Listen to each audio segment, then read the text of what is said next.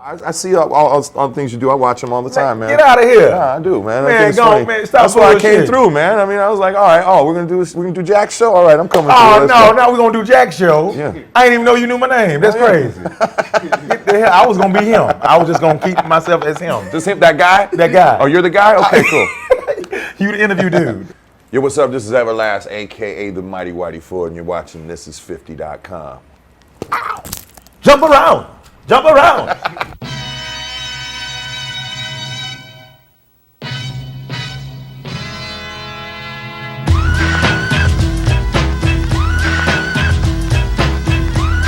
Everlast, man, how you been doing, dog? I'm good, man. Working. You know, as long as I'm still working, I'm not in the grave. I'm all right. You're part of hip hop history, man. Now, I need to know this though, right off the rip. Man, are you white? Are you Puerto Rican? I'm Irish and German, man. Irish and German. Mostly Irish, a little bit of German. Okay. So we damn near like 20 years into the game. Yes, sir. My first record came out with Ice-T in '88. What would you say been the highlight of your career, dog? Played the Hollywood Bowl. I played Saturday Night Live was a big deal for me. Crazy. Winning the Grammy was a pretty big deal for me with Santana. Who else got one of them? A few people, but you know, it's not a big club. It's not a big club. People, Quincy Jones got most of them, is what every year it's just like he gets like 30 or something. 30. I remember going to his house where I knew his son, and it's just a wall of Grammys. It's like it was unfathomable that he won that many Grammys. That's nuts. He had a little war with Eminem. Yeah, oh man, that was a long time ago. That was a long time The kid ago. had no problems for it. Like, I think there was a line on his record where he said, "I'm part Whitey Ford and the Mighty Thor. I Everlast," and I find it hard to find that insulting. And in XL magazine, he kind of gave a little nod to some of the things I had, in our little battle where he found challenging a little bit. So I found that it's 10 years later. I think there's a mutual respect between us. You and Nick Cannon. And maybe I think about one or two other people can say they actually went head to head with Eminem, man. That's crazy. You don't just pick out. He don't just be picking out anybody to battle with. Yeah. Well, I mean, I just it was more of a just like kind of we met and there was just a ill vibe and it just we did what rappers do. We kind of talked some shit. That's really all it was. What was the vibe? I mean, like when did it go wrong? I made a little comment on a Dilated Peoples record because I went to shake his hand, and the story I've heard later is maybe he didn't notice that I was trying to shake his hand or something, and I just kind of got egged, and that's really the beginning of it. And I just kind of said, I didn't like that very much. So I said what I wanted to say. He said what he wanted to say. I said something again. He said something again, and it kind of just ended there. We have too many people in common. Cypress Hill at the time was managed by his managers, and I suppose are my brothers. So, Fred Reck, one of my best friends, works with Dre. Dre is a good guy with me, So it's like there was all this why y'all doing this? Between right. So where it finally was just all right, we're just gonna knock it off. And you had ever seen him, but why in the heat of it? Did you plan on stealing on him? I wouldn't never sucker punch anybody. But if anybody wanted, if it would have been like, hey, let's go in the room over here and whoever comes out, if that's what it would have been, it would have been that. You know what I mean? But luckily, it never came to that. It was rap. Really battle? Not like that. When I was that battle rap kind of style was when we battled when I was young. It was to a beat at a club, and you weren't in a guy's face telling him he's a sucker and he's suck. Yo, I would have punched you, man. I'm not built for that, dog. I'm not built for a guy hot breath in my face telling me my mom is this or that or the other, and I'm just gonna. I've seen way too many of those YouTube videos where a guy just steals on the other one. You know what I mean? So I would have been one of those guys, man. I would have just been like, oh no, I can't take that, man. Who is Everlast? My name's Eric. So It was Eric Rocks Everlasting. It was Iraqi. That's dope. Way back in the day. Okay. Right? Who said it was too long and you, hey man, won't you just... I just think I kind of got tired of it and shortened it. I think I found an Everlast hat, the boxing logo, hat, and I started wearing it. And I was like, that's it. It's Everlast now. What was your name before Everlast? Because all rappers we have, they go through that stage where they have 5 or 6. Iraq E was it. I mean, before that, I was just a graffiti writing cat. My name was Midas. Midas? Yeah, Midas. That was my graffiti name. I had a little fame in LA. You can ask a few of the original writers that are still around about me. It just got to a point for me where I got kind of artistically bored, and there was a lot of internal strife in the group with personal problems. Like, there's no hatred between us, but each person had their own problems. That was just, it started becoming like I was showing up for a check instead of like to make music and have fun. Playing an acoustic like folk set tonight, so it's like go figure. Where y'all gonna be at? Oh, the Bowery Ballroom. Man, can I come? Absolutely. Man, I'm trying to see that. That's gonna be amazing. I don't know. Can I come to the party? I just heard. Yeah. Party, dog. I was like, I got my party tonight. My 16th birthday. Hey, and it's short night too. All the ladies is gonna be there. Yeah. Let me screw it down tight though. Let me screw it down tight. All right, I'm good. What's the craziest thing a groupie ever did to try to get your attention? Tell you, we had a couple once. Couple ladies stow away under our bus in the luggage part. You bullshit.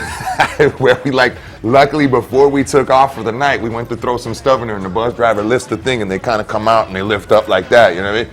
And there's like two bras laying there, like they were ready to knock out and go to sleep and just wake up in the next town. Now, when they came from under the bus, did you bring them inside the bus and drive off? No, I did not. Somebody else might have. Yeah. Sometimes we threw, the extras to the crew. Maybe the crew gave them a ride. What happens in the luggage bay stays in the luggage bay. Best advice you ever got, and who'd you get it from? Probably Chuck D.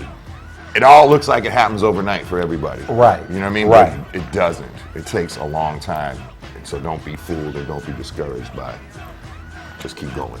It's a waiting game. That's what he said to me. And I was like, it made sense. I used to just make raps for fun, like while we paint and stuff, like about your moms or something. And they'd always laugh and be like, you should do a tape. And like back then, there was no records up to be made. There was no money in the game, really. You know what I mean? Unless you were like Houdini or the Fat Boys or LL. Or Run DMC, that was really the only cats making money, you know what I mean? Anybody who knows hip hop, the first sampler was a Mirage sampler, it was a keyboard, and it didn't loop. You had to hold the key down, and we took old floppy disk, and you would shove it in there to hold the key down, and that's what would keep the loop going. And we just made demos, and the first demo I made, they sent to Ice-T, and Ice-T liked the demo, and then found out I was white, and then he loved the demo, and I wound up with a record deal. I've been dead, literally. I had it's probably gonna show up on your sound. I got an artificial heart valve. I had surgery for it. I was born with a heart defect, but when I was 28, a muscle in my heart tore, and they had to replace the valve. So I got this, like, I tick like a watch, basically. I didn't have a near-death experience or anything like lights or anything like this, but I tell you, the only thing I can remember is a voice that I didn't recognize, but I did. It felt like maybe your grandfather or some very familiar voice talking to you, and it was just, it's not your time. Bang. And then I'm back. But do you have any regrets about anything that ever happened in your career? If you could do it all over again? Not really. I mean, if you start thinking regrets, then you won't. I like who I am right now. So everything that I've been through, good and bad, has made me who I am. If your life was a movie, what would it be called? Who's that crazy white boy? I don't know. That's what I used to hear all the time when I was young. Yo, who's that fucking crazy white boy? And like, who would you get to play you? Me? I'd do the Howard Stern thing, man. I'd just play myself, man. You know what I mean? I'd try and get that paper, man. I'll audition first. Man, I don't know if you're ready to be you. Whoever director told you that you isn't good enough to be you. No, that'd be great. That'd be awesome. I'd want that on tape. Now, you ever thought about doing movies? I did like 2, and they were both kind of bad. One was called Judgment Night, which was a hilarious movie about 4 white guys that like were running like Cabrini Green in fucking Chicago. This was back when it was the first project to ever have metal detectors installed. This was right then, at that time. Right. Like they I don't know why they chose that location. I guess they wanted some authenticity to their ghetto. Gotta make it look real. And, you know what I mean? So it was like we'd literally be shooting like a scene with shooting, and the scene would stop, and you'd hear like bah, bah, bah, bah, bah, like down the block, and you'd be like, was that us or no? That wasn't us. It was crazy. Hey, is this crazy? Rich white people will just go anywhere and think they're safe, you know? Yeah, they will. They were in there with millions of dollars worth of movie equipment. I don't remember a lot of police either, so they had balls. Hey, have you ever passed up on a song and everything, or a beat and everything that came out that became a hit, and you're like, damn, that could have been for us? No, but in back in the day, there was a few that we got beaten to. Buster's Hoo Ha, like we had a track to that. Fat Joe and KRS-One did a song back in the day that was, I forget the name of it, but the loop, we had to sing, it was so vicious. And that's a heartbreaker when that happens. It's like, Like I know that Ice Cube passed on Jump Around before I got it. Get the fuck No, out I of know here. that for sure. He said he didn't like it. He said he thought it was more for Dell. Thank you.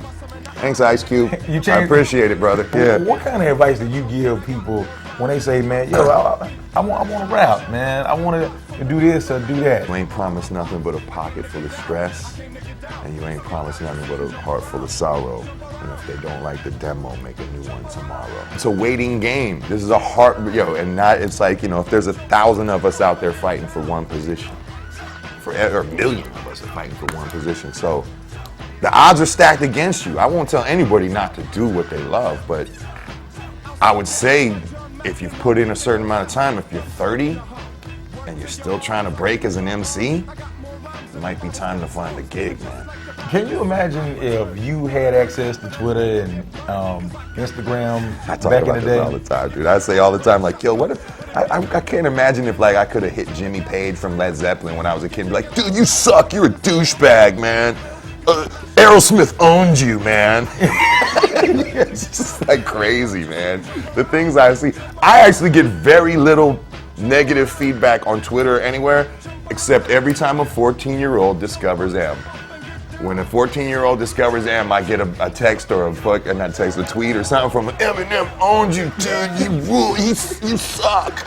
And I'm like, I gotta see if he's 14. But yep, he's 14, man. Shit. That's crazy, dog. You ever went back and forth with a fan? Hell no, man. No, it's just you just look dumb, man. It's like I just ignore it. I try not to even block them because then you even let them know like they fucked with you. You know what I mean? He saw me. I got him. Yes, I'm blocked. It's Twitter, man. What are you gonna do? What? Erase your free Palestine tweet? So what's next for you, Everlast? What we got going on? Shows tonight and playing shows, working on a record. Man, I want to come for real. Don't be bullshit, man. We'll take care of it. Put you on the list, man. It's easy. That's an easy do, man. Because it's, we're singing guitar songs. It gets pretty rowdy though. It gets kind of rowdy. We sing some. I want to be around that shit. Come through. Word. It's on. You gonna come to my party for real? I got a gang of people with me, after the show. Man, you ain't saying shit. All right, there we go. Bring them on. There we go. The people at my party, the promoters, they was like, yo, man, I don't know if we really don't like the crowd that you bringing in. It was a little bit too urban, so I'm gonna need y'all to color it up a little bit. Bring as many white people as you got. Hey, we'll sprinkle some powdered sugar in there. Let's go. Yeah, order some Jameson and whatnot and have a good time. Yes, sir. And no Ciroc tonight. We gonna switch. Yeah. Are you gonna throw the Hennessy out too, man? You're gonna piss a lot of people off, man. Hey, man, we got to do what we got to do to make sure there's another party next week. What's the history of Jump Around and how did it come about? And did you think it would be just as big, if it came out now? Is there going to be a reunion? Well, we did like a reunion tour like a year and a half ago. Will there ever be another one? I don't know. I mean, I like what I do now. Muggs and I were good friends for a long time. We were like the two kind of white guys in the hip hop scene in LA, and people were always trying to team us up. It was like, he should be your DJ, and I should, just because we were white. There was a point where him and I were actually dating two girls that were roommates. Yo, that was scary. Word, there was a little pause. Yeah, there was a pause right there. You didn't want to tell me. No. We were dating these chicks that were roommates, and so we all went out to this reggae fest at the Greek Theater, and I met B Real, and we all wound up back at these chicks' apartment afterwards. They started playing me the first Cypress album. It was like a good maybe 9 months to a year before it came out. My jaw dropped. I was like, oh my God, what the hell are y'all doing, man? This is crazy. And me and B Real started freestyling. On the way home that day, B Real was in Muggs' ear like, yo, you should be fucking with that guy. I mean, we should do some stuff with him. And Muggs was like, word? We should do something like that. So the next day, I got a call from Muggs and said, come on down. And he played me this beat. He said, yeah, Cube didn't like this, but maybe you'll like it. And he plays me the beat. It didn't have it didn't have the horn in it yet. That's the best part of the song. Well, that tied the record together. But we wrote the record, and we knew we had a pretty good little rap record there. And then, he was sitting there messing with sounds on the turntable, and then when he threw that horn in there, it was like, whoa, that's it. Put that in there and changed the record, man. And sent it out, and there was a bidding war within 3 weeks. It was crazy. That record was crazy. From the time I sent it to Tommy Boy, we got calls from everybody. Tommy Boy sent their Monica Lynch to LA, who was the president at that time, and they came and hunted us down. Just went with Tommy Boy. because it was the most iconic hip hop label that was hollering at us. The only thing that would have trumped it is if Def Jam at the time probably would have hollered at us, you know what I mean? But once it was a choice between Tommy Boy and all these other labels, and for us as a group, it was easy because of Africa Bambaataa and all that kind of history. We're like, that's where we want to be. And from the time we said okay to them to the time I heard a tape being played in somebody's car was literally like a week. They had like these little grain tapes they sent out, like, and it was all over the place. Like that. I remember just hearing it everywhere I went and being like, oh my God, this might take off. We call it the Louie Louie of the 90s. Like, it's not going nowhere. That song's around. Word. Is there anything you want to say to Thisis50 man before we get out of here? Man, thanks for having me, man. You know, it's fun, you know? Pleasure. It was a good time. Hey, follow me back. I ain't gonna say no bullshit. All right, cool. All right. Like I always say, you just can't say you really something. You gotta be Everlast. We over when we out of here. Do I have something in mind? Y'all go to commercial. Don't kiss the nose in the mouth unless you got to. Shotgun, but if you do, you're a fool, cause I do to the death. Trying to step to me, you take your last breath. I got the skill, come get your fill. Cause when I shoot the gift, I shoot the kill. I came to get down, so get out your seat and jump around.